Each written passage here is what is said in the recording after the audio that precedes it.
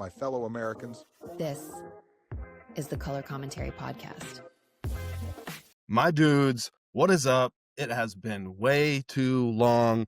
Good to see you, Gitano, but even better to see you, Junior. You got a fresh light, fresh shave, fresh braids, fresh chain. How you feeling, man? I mean, almost like I came directly from the family photo, right?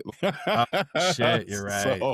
So you know, forgot. I had to come correct, man. No, I did it for the pod, bro. You know what I'm saying? Did it for the pod. Yeah. The family photo just it was a residual of the pod. Yeah, yes. JD, how you feeling, man? You going to the game on Friday or on Saturday? We have secured the bag. We have secured the tickets for January 20th, the beatdown that is JMU. We'll get there. We'll get there. Hold Damn, on. Say January 20th, bro. We got to wait an extra month. No. December 20th. Let's redo that. We ain't redoing shit. Okay, so let's go straight into college football, and then we'll circle back to our bums and our studs. The bracket is out. Notre Dame is acting salty. It came down to them, Bama, and Miami for that last non-play-in spot, and I feel like they got pump faked because they had been ranked ahead of Miami all year, and then it flip-flopped at the end. Even though everyone kind of agreed with how it landed, it just hadn't been that way in the previous week's polls. But then they just say that we're not going to play in a bowl game at all. That's like, I'm taking my ball and I'm going home because I lost. You know, it just, I feel like you're better than that. Like, just be gracious, show up. Like when Bo Nix's Oregon team had to play a bowl game against Liberty, we're just like, okay, let's go roll somebody. Anyway, how do you guys feel about that, Junior? I think you put this in here, so. Well, you know, this actually, I was gonna segue my bum and stud into this, Oh, bro. my fault. So no, but it's cool because, you know, Chris, I'm hearing a lot of what you're saying about Notre Dame, but honestly, they were gonna be my stud of the week for making that decision, bro, to opt out of this bowl game.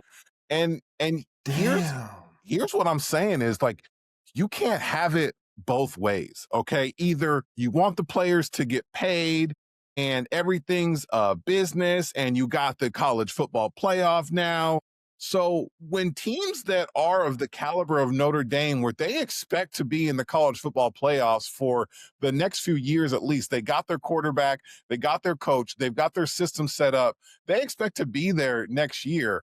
Why would you risk an injury for a meaningless bowl game that could set you back for next year trying to get where you want to be? And it's not like you can say, like, the players, give them another, what about the seniors on the team? You know, give them another chance to play. Nah, they got their checks, okay? So they got their NIL money. They played the season. In fact, their check is actually worth more now because they don't have to play as many games. And so when we're talking about this is a business, it's a business. And Notre Dame is making business decisions. Now, is this good for fans? No, but it hasn't been good for fans for 5-10 years. So, you know, this is the world that we created, and we can't have our cake and eat it too. So we want these players to get paid. We want it to be a business. Well, this is what happens with business. All right. June. They're going to do a risk assessment, and that evaluation came back. Ain't no sense in playing this bowl game. Okay. Damn, he really took the analytical approach. I feel like mine was more emotional. Just the tradition of going to the bowl game, you know, like it's play all year to go to a playoff game. And whatever. It's a brave new world, bro. Brave new world. Hey, Gitano, break the tie. Man, this is business. And, you know, for me, you think about players from Notre Dame who got hurt in a meaningless bowl game. Jalen Smith from the Cowboys, you know, basically had a solid 8-9 year career, but could have been much higher pick, tore his knee up. Players are opting out of these bowl games. Listen, once we get to a 16-team playoff, the Pop-Tart, the Scooby-Doo, the Shit on Me bowl game don't mean shit. You said the Pop-Tart. Okay? The Pop-Tart bowl would have been BYU and Notre Dame. And JMU. But it literally would have been? Yeah. And here's the thing, bro. though. I feel like that is sacrilegious. Like it is like you're a meme if you play in the Pop-Tart Bowl. I don't care if it's the Pop-Tart Rose Bowl. That is so degrading. I mean, these games don't mean anything, though. What Junior just said, these games are only good for sophomores and freshmen to get more practice, more reps. But the tradition of it's a culmination, though. No, It's a culmination of no. your work all season to go and play in this travel game. to Albuquerque to. But hold on, JD. No. Okay, follow me on this, okay? As a kid, you're playing Pop Warner, you're playing Pee Wee football. You play a regular season, you play playoffs. You get to middle school, you play a regular season, probably have a playoff game. High school, regular season, playoffs. You get to college, it is built into you. You It's said it, innate Chris. You said that the you words. play, Hold but on, you listen what play you just said. a regular season schedule What did you just say? to play a playoff These game. bowl games are expedition games. They are not playoff games. It is not the same. They are not. You are playing for a bag of trophy. You're right, but I'm saying a postseason game. So find, replace, edit everything I just said for playoff and say postseason, because it is a postseason game. It is a notch above. It is a measuring stick for how your season went.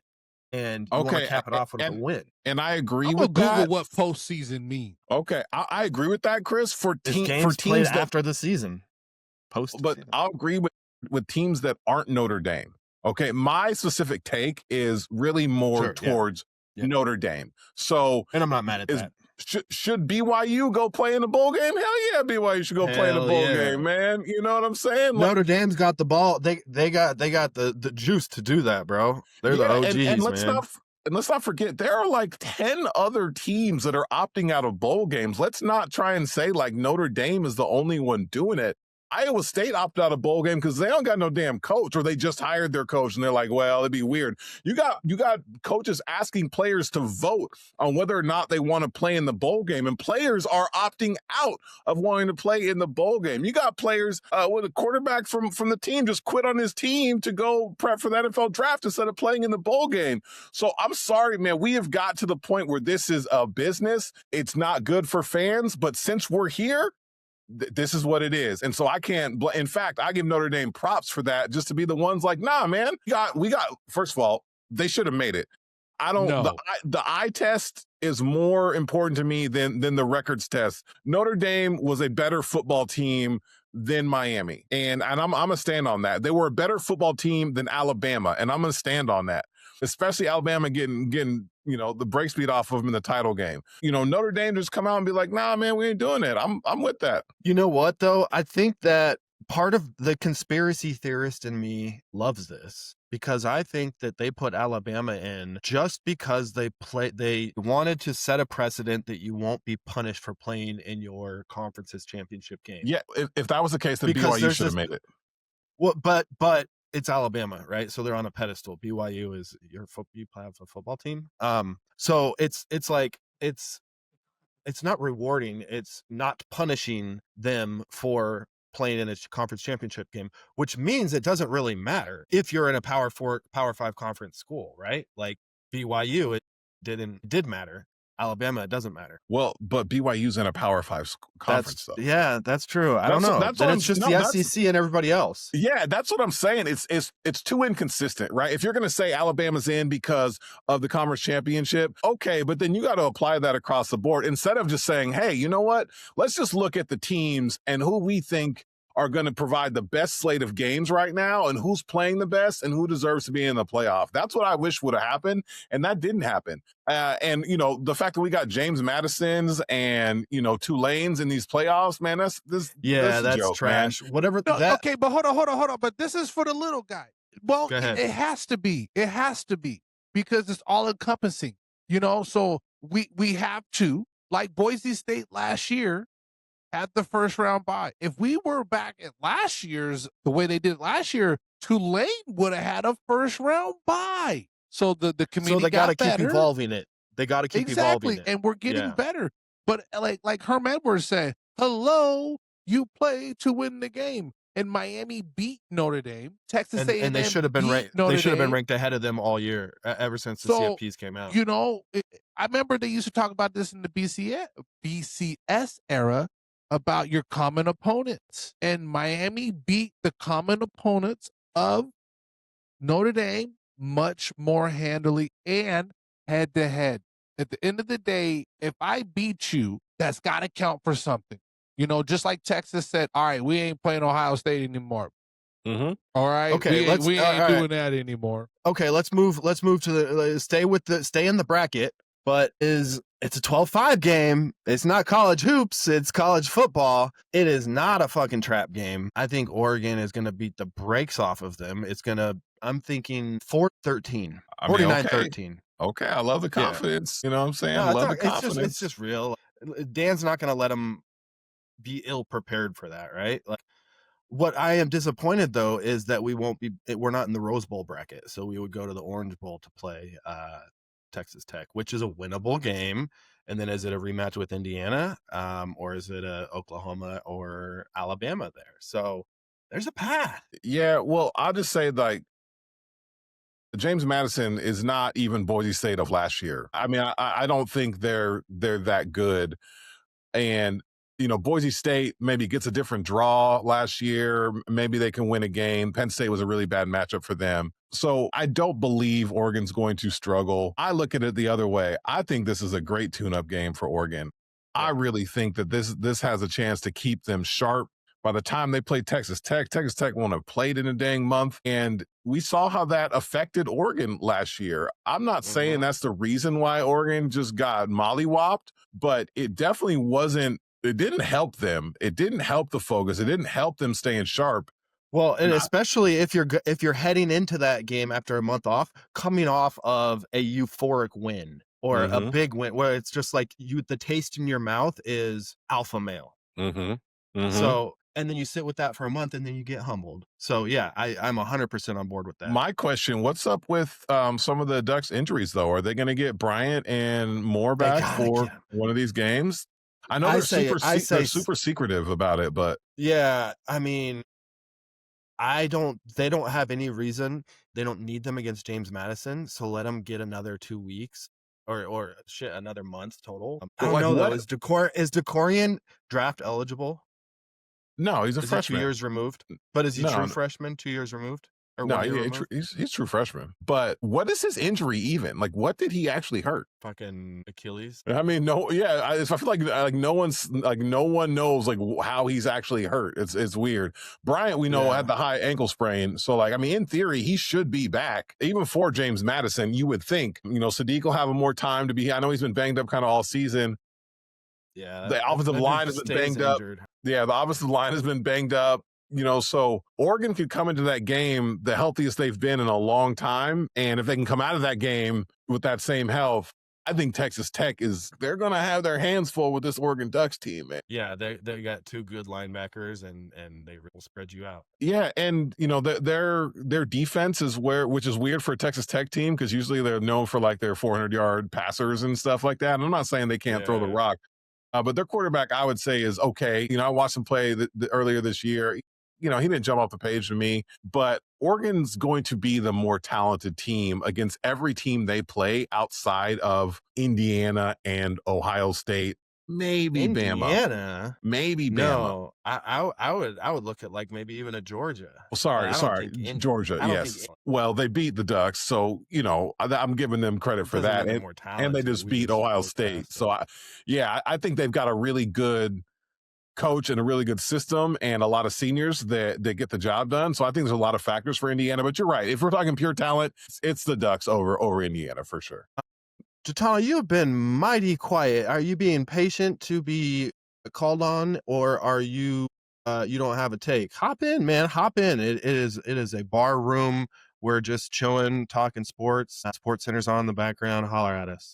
There's nothing, you guys are hitting on it. I think the bracket aligned for us this year compared to last year. And, we're going to be doing lots of trips to Miami. We're going to be singing Will Smith. Mm-hmm. Oh man, it would be nice to get matched up against Miami somehow, but I think that would have to be the title game. Payback. Yeah, it would be nice though. I would say for the Ducks, that's probably the best thing that ever happened to them is having Cristobal leave and getting Lanning in. Right? I mean, that was that. Yeah. You take addition by subtraction. Yes, you take that trade all day, bro. You take that. So I don't know. There's a lot of bad blood there, but. It still would be nice to smack up It's Miami. Still like, you did us dirty, bro. You got to put more respect on it. Okay, now I think it is time for everyone's favorite segment. this week's Bum of the Week. And Stud of the week. Bum of the week. Stud of the week. Bum of the week. Gitano, who you got for us, man? Man, the bum of the week was pretty easy. Y'all watch this game today? Jalen Hurts. God.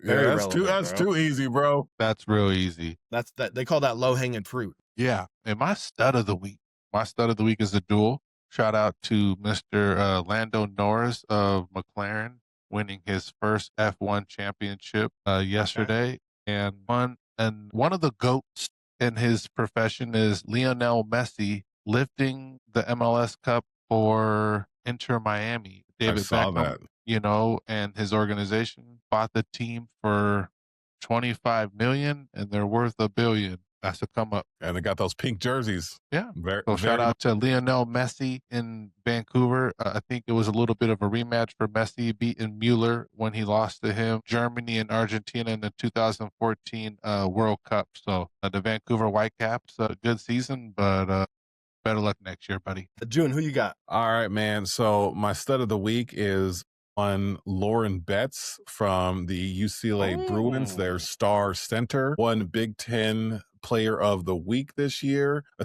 week, averaged 20 and 10 throughout the week, but really finally started dominating a little bit.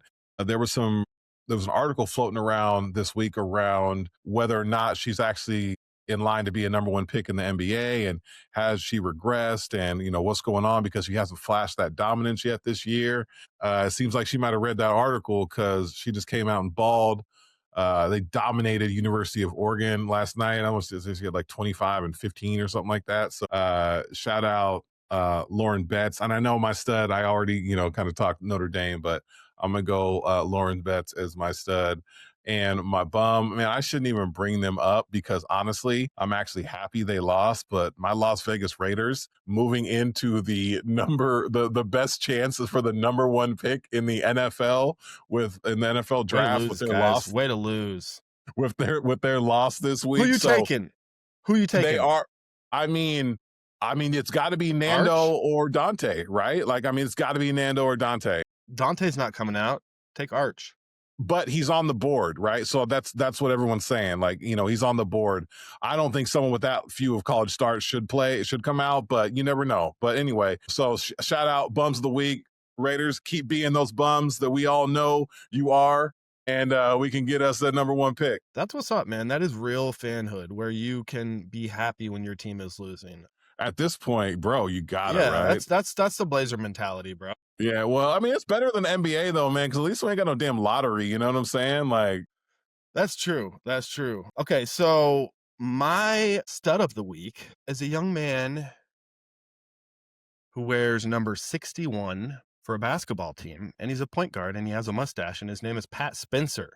This dude he's caught a heater since Steph has been out. He's started 3 of the last 4 games, went for 17-6, 16-4-4, 9-7, 12-7, and kind of led them to a win in Cleveland without Steph. And when you get comments from your head coach like this, then I don't know. I think that you're the stud of the week. Or am I going to get? No, it's okay. Okay. All right. So the last couple of years, and then I think the other thing is that his coach realized that Pat is that motherfucker. I think that became clear. He is that mother effer. Am I going to get? No, it's okay. Okay. I think the reason why he was saying that was kind of in jest, because I think Pat Spencer he yelled that after he hit one of the threes. And my bum of the week is glass. I got 3 stitches in my finger, bro. Right on the crease there, right on the middle finger. Last Monday, I was cleaning. For some reason, there's a wood burning fireplace in the apartment I stay in, and it gets cold, so I start fires. And then when it's not on, it just smells like a campfire in here. So I got this piece of glass that fits perfectly. Kind of push it up snug against it, and have something leaning on it so it doesn't fall. I went to go clean it, wiped it down on one side, and then went to flip it over, and the glass snapped in half on my hand. And the irony, though, is I haven't had stitches since I was like in 8th grade, and I was with Gitano when that happened. Yeah. I don't know if you remember, JD. I was cutting a fucking squirt gun with a sharp knife. Like, I don't know why I was even cutting it, and it sliced through my hands on the same finger on the other side right here. And these 2 fingers, I had stitches. So, long story short, glass is the bum of the week.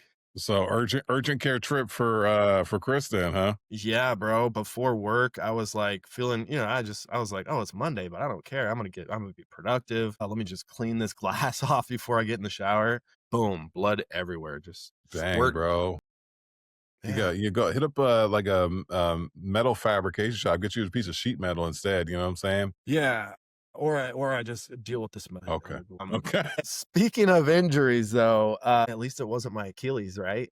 Ali, man. All right. Speak on it, boys. What's the deal with the Achilles injuries in the NFL right now? Well, I don't know what's going on, but I put it in our chat that this week alone in the NFL, there were 3 players that popped an Achilles. 2 high profiles in Daniel Jones and the safety Branch from the Detroit Lions. I cannot remember the name of the 3rd player. I think it was some lineman, not a super popular player, but like 3 Achilles pops in 1 NFL weekend. Like that's we didn't used to see that. Now, JD, I know you got your theories, man. So what's your theories on this? Well, I believe that the way that these NBA players and NFL players, they're all training the same way. They're all trained by the same people. You do the same movements, putting in because you do boxing, works on your endurance.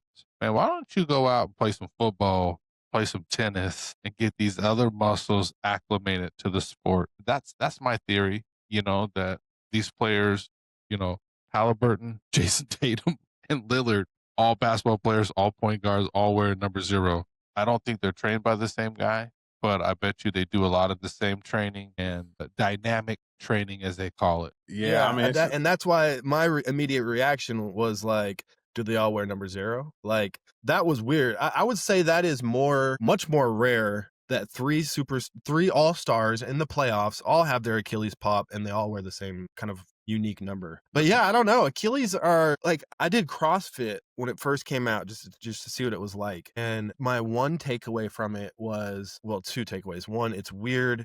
2, it puts a lot of stress on your Achilles and your calves. And I wonder if that has kind of morphed and kind of made its way into these professional personal trainers for these athletes, and they're using a lot of the same approaches and methods. I don't know, but we need these boys to be stretching. Yeah, I don't know what it is. It just seems like, but this happens every now and then too within sports.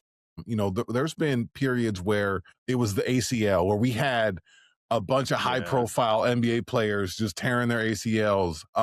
In football, it's happened too, where, is it really just happenstance and we just have these waves of injuries, and maybe we actually don't have that many injuries, but when they happen to high profile players, it just gets magnified. So maybe motherfuckers at the end of the bench been popping Achilles for years now. We just didn't hear about it because it's just not something that crossed us. But I think it's a high use injury though. Yeah, because you don't hear college players tearing Achilles. And you don't hear bench players tearing their Achilles. It's these high use 40-minute, 45 minutes, Kobe, Wesley Matthews, Dame, Halliburton, Tatum. That's just a armchair theory that I came up with, but I don't know anyone that's popped their Achilles that doesn't play a lot. Yeah, well, funny story. Okay, so when I was at Central Catholic in high school, we were having a staff versus student basketball game. It's something you do for fun or like for a fundraiser or whatever, right? And I will never forget. It was the only year that I did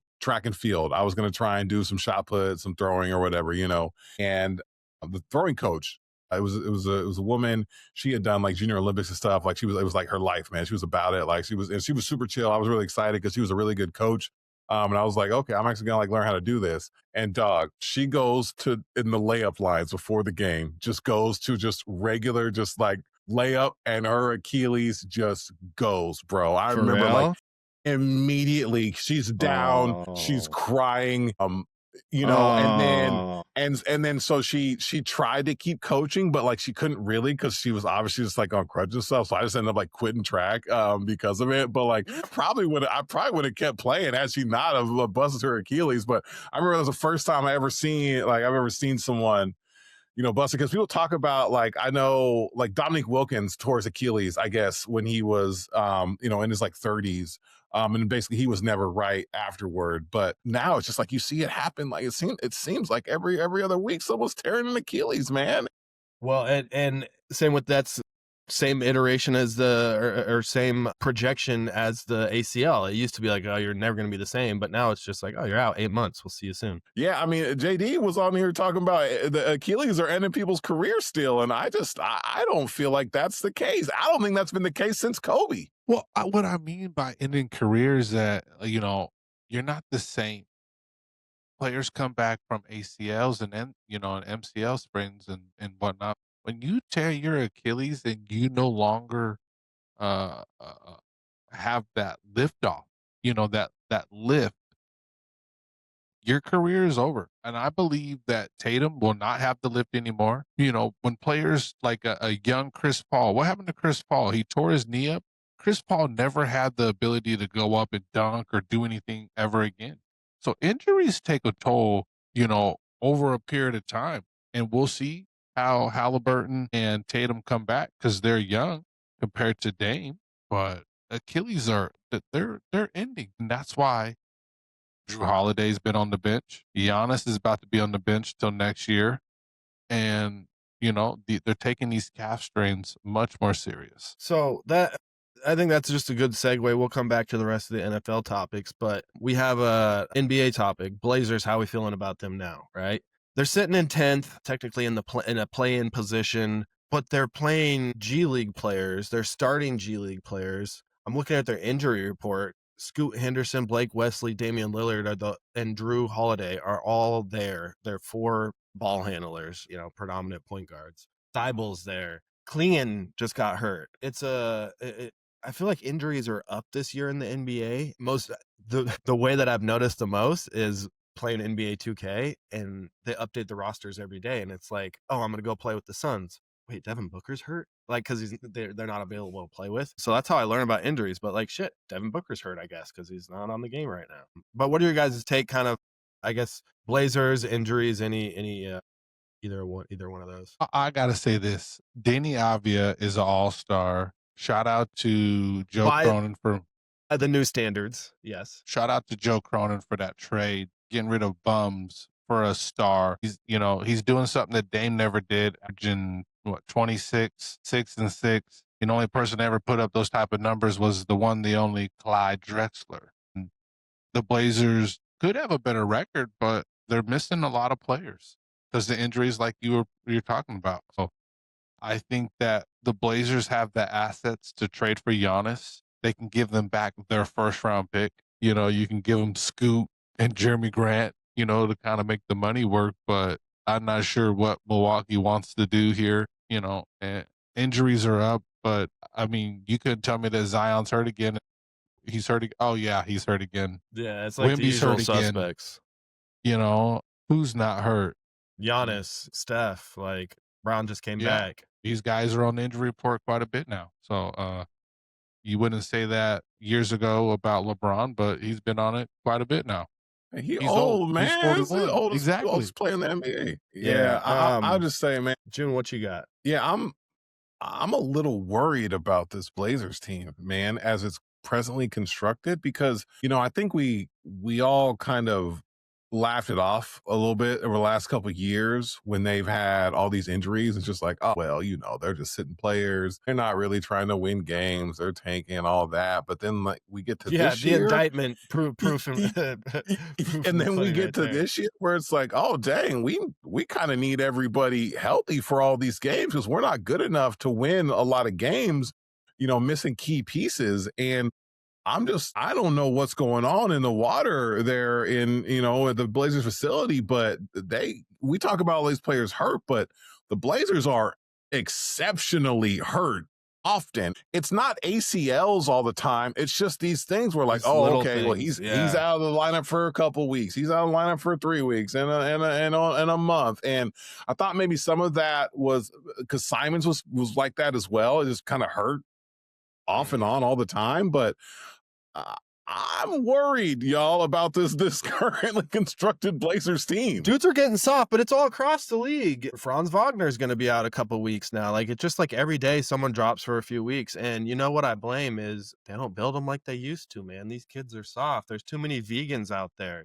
Have a cheeseburger. Lace them up. I don't blame it on that, Chris. What I blame it on, I blame it on 1, the money, and 2, the medical technology. So, you know, back in the 80s, best, man. Back in the 80s, you play with your bone coming through your skin. I'm just saying, back in the 80s, you tear a hamstring or you have a hamstring strain, like they weren't doing no MRIs, dog. Like now, you know, you get a little bump and bruise, you're getting the MRI next day. And with those MRI results, they can see exactly like, hey, oh, you know, you keep playing on this is actually going to be a long-term injury. And because I'd rather have it that way, bro. Roll the dice. I don't want to know. I don't want you sitting out 2 and 3 weeks. Play all year. And if that shortens your career by 2 years, fine. Yeah, but when you're paying these guys, these dudes who are like the 8th person on the bench, when you're paying them $40 million a year, 8th becomes the 7th, 7th becomes the 6th. All of a sudden, Thibault's out, then Drew Holiday's out, now Klingon's out. Like it's everyone, bro. It's just a combination of money and medical technology and just different ways of approaching it. So when you talk about these calf injuries, okay, so talk about Giannis ain't gonna play for forever, right? I mean, there's actually no correlation between a calf injury and an Achilles tear. Like I actually watched a doctor talk about it on YouTube the other day, but you know, he was saying like the data is just not there to support calf injuries turning into Achilles tears. It's just not there. There's data to support that, like anytime you have an injury, you're potentially causing more strain on other parts of your body, which is true, but resulting in Achilles tears, the data just does not show calf strains. No, I don't know. And I don't know who was claiming that. I would agree, but it's the compensation. So they're talking about Daniel Jones's Achilles. It's because he had his other knee operated on last year. And so he's using his strong leg more. And that's what put the extra usage on that Achilles. But that's what medicine has been showing us since we figured out what medicine is that the compensation to one's body. Because I've torn one knee, you're more likely going to tear the other knee. Oh, well, I've done it, and it's just facts. Yeah. All right. Speaking of health, though, so the Spurs, bro, you might have just jinxed this. Spurs expected to be fully healthy for the first time this season on Wednesday. Someone's going to get the flu. Hey, well, you know what? They haven't announced it yet, but Wemby was, he flew out and met the team in New Orleans. And they got Steph Castle back tonight, and they haven't announced it, but it's a good chance Wemby will be back for that NBA Cup game on Wednesday to face JD's Lakers. And, he's going to be a little rusty, so I don't know how I feel about winning that game, but it should be a good game either way, JD. So I know you'll be well, at least try to tune in. I don't know what you got on the schedule, but I'll be watching. And I'm really excited for it. The Spurs right now, what are you gonna say, JD? We got push-ups on the line. Yeah, we do got push-ups, but the Spurs That's weather on Friday? Wednesday. I know they switch up the schedule once they're into the knockout round. They're just no longer when you on start Fridays. getting people to figure I it know, out. Chris. Just to knock your point home even further about just the confusion there. But the Spurs have only lost 6 or 7 games this year, and they've weathered this storm without Wemby, without Steph, without Fox, without Harper. This might be the time if they can put it together, make a real run at. I mean, everyone's playing for the 2 seed in the West, right? So that's just what it is. But make a run for that 2 seed. Stranger things have happened, so I'm getting cautiously optimistic about it. Are you also cautiously optimistic? Are you crazy? Are you out of your minds? The Hawks could win 60 games and be like the top 1 or 2 seed in the East next year.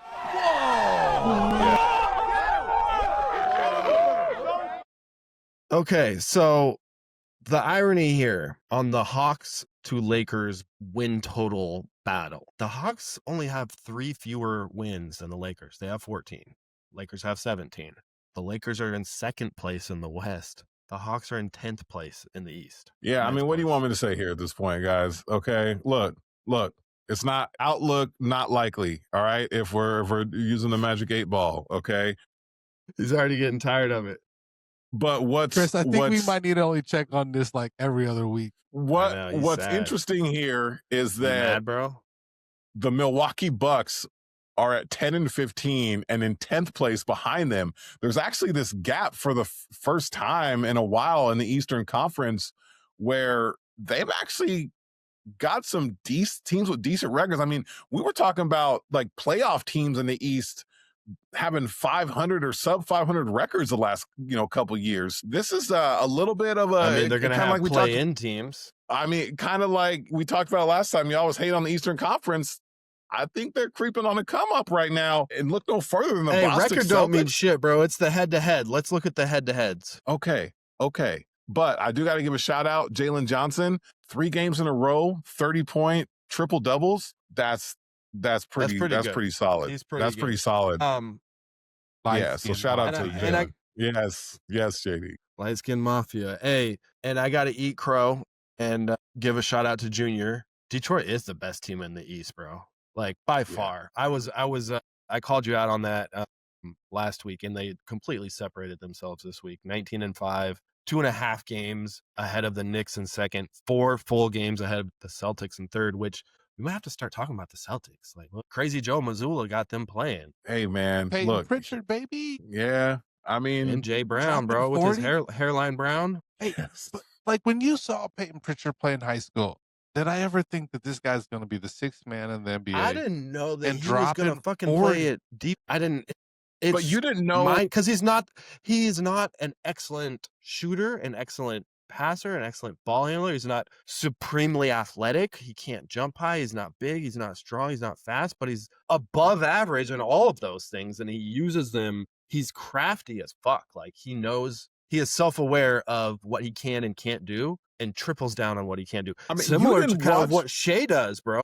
Like Shea knows what he does well and finds a way to make it available to him on the basketball court. That's a very good point, Chris. Yeah, but you didn't watch Peyton cooking up the Pac-12 and think like this dude got a chance to succeed in the NBA? I mean, I sure as hell did. No, bro. And I don't think wasn't he a late 2nd round pick? And he was a late bloomer though. Yeah, he wasn't a 2nd round pick. And it took him a few years to find that niche in the NBA, and his role has changed over each of, I would say, the last 3 seasons, to be honest, Okay. And so you're right. Go ahead. Sorry. He's found his groove, to your point though, Chris, of like, how can I use my skill set, which it may not be elite everywhere, but I would say he's B+ everywhere outside of vertical. Yeah. He can't jump, but everywhere else he's got short range quickness. He's very strong for his size. He's crafty with his footwork. He knows exactly how to use his body to get defenders out of the way, and like Shea.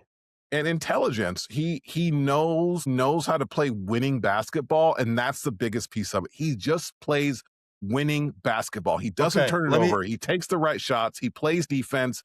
All the things you need. Let me ask you this. At this stage in his career, old boy from West Lynn, point guard Sheldon at Oregon right now, do you think he looks better at this stage in his career than Peyton did at this stage in his career at Oregon? No. I don't know, bro. So, as they say, Shellstad maybe have more of a bag in as far as footwork.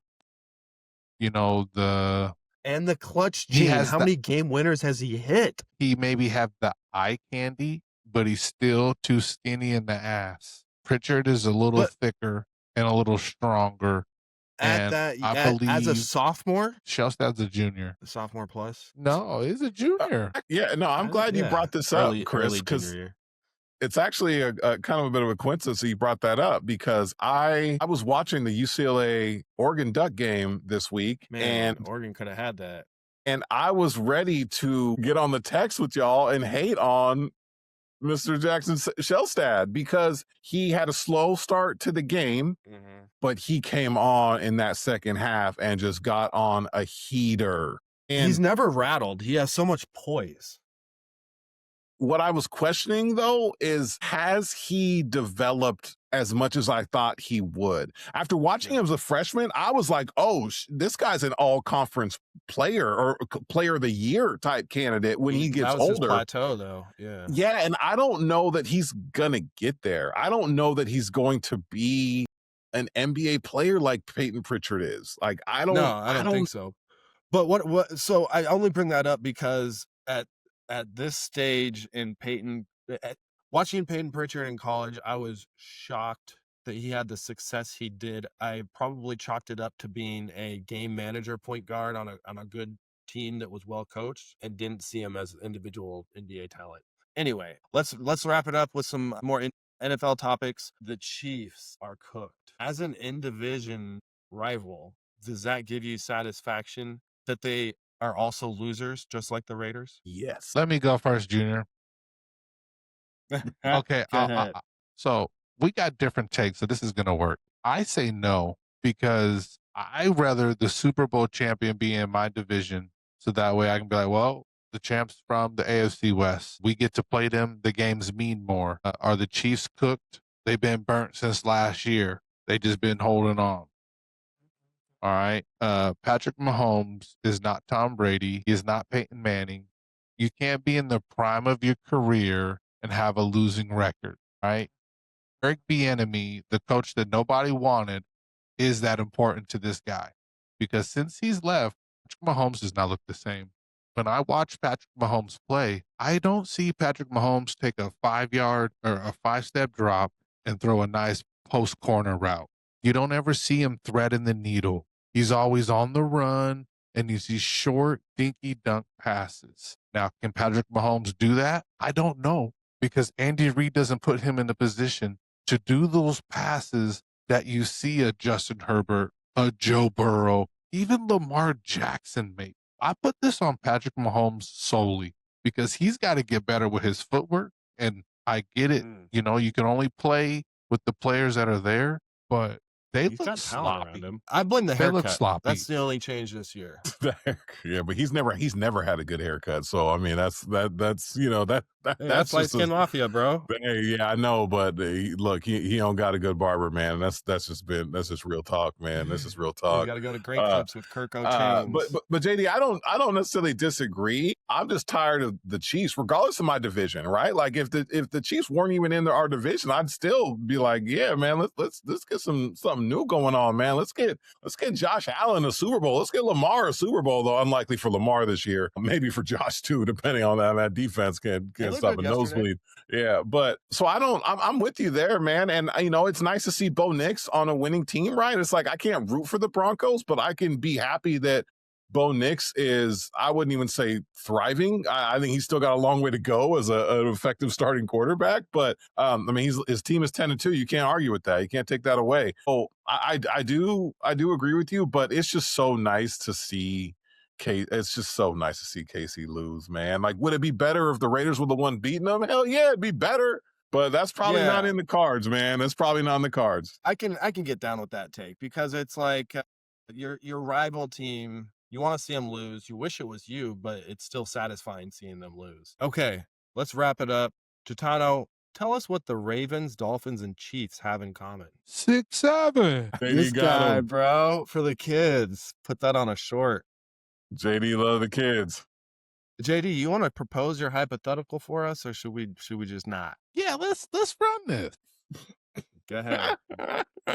It just got announced earlier today. Diego Pavia of Vanderbilt, Heisman Trophy finalist. And not sure if you watch College Game Day, you know, they have some affluent people on there pick the games from time to time. And one of those people happened to be Mr. Podcaster, Theo Vaughn. And if they won the game, I think the bet was I can take your mom on a date to Diego Pavia's mom. Well, fast forward, everything happened. At senior day at Vanderbilt a couple weeks ago, guess who was on the field walking Diego and his mama out? Mr. Theo Vaughn. So my question to you guys is, what podcaster, because I'm going to keep it basic, would you not want to date your mom? I mean, Theo Vaughn's got to be close to the top of that list, right? I mean, Theo Vaughn is, oh man, You that's know, something it's else. everybody has a podcast these days, right? Like after the Steelers game, when they lost to the Browns or somebody a couple weeks ago, they're like, Ben Roethlisberger on his podcast and James Harrison on his podcast had this to say. And it's like, what? You guys, what? I mean, they have more credentials than us, but if you're talking about a podcaster that would make me uncomfortable dating my mom, all of them, but I would go with Howard Stern. Yeah. Yeah, I'm gonna go with Gilbert Arenas, bro, because that man is just on some Junior other went stuff. with the black man. I didn't want to be racist, Gil. bro. I'm gonna go Gil, bro, just because he be on some other stuff, man. But you know, didn't Gil when that he like bought the fake ring or something like that, like swapped out his fiance's ring with a fake ring.